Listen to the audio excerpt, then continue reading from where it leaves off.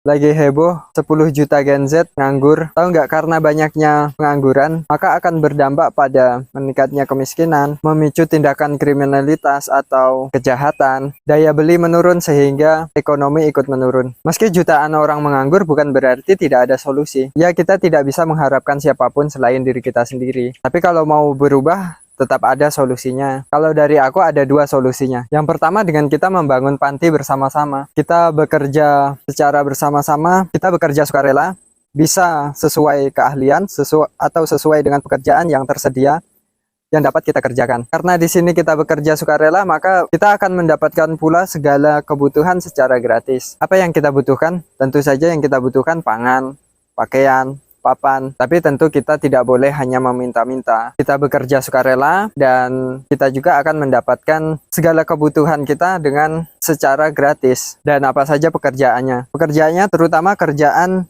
di bidang pangan seperti pertanian, perikanan, perkebunan, atau mengolah panganan. Dan selain bekerja di bidang pangan, kita juga bekerja di bidang papan. Ya, seperti kita membangun untuk tempat tinggal kita. Dengan kita bersama-sama membangun panti, kita dapat menghapus istilah yang kaya makin kaya, yang miskin makin miskin. Karena kita tidak lagi membangun untuk membesarkan pendiri perusahaan, tapi kita bekerja untuk membangun kebutuhan kita dengan cara bekerja secara bersama-sama dalam satu naungan yang aku sebut sih panti. Entah di masa depan akan disebut apa. Panti di sini tentu bukan untuk orang-orang yatim atau lansia saja ya, tapi untuk siapa saja yang bersedia untuk mencoba membuat perubahan yang belum pernah dilakukan. Dan dengan membangun panti, kita dapat menikmati kemudahan teknologi bersama-sama. Bukan seperti saat ini, yang kaya dapat membeli berbagai alat untuk kemudahan hidup, lalu yang miskin semakin sulit karena tidak dapat membeli alat, sehingga dengan begitu pemerataan bisa terwujud. Atau yang kedua, kita bisa membangun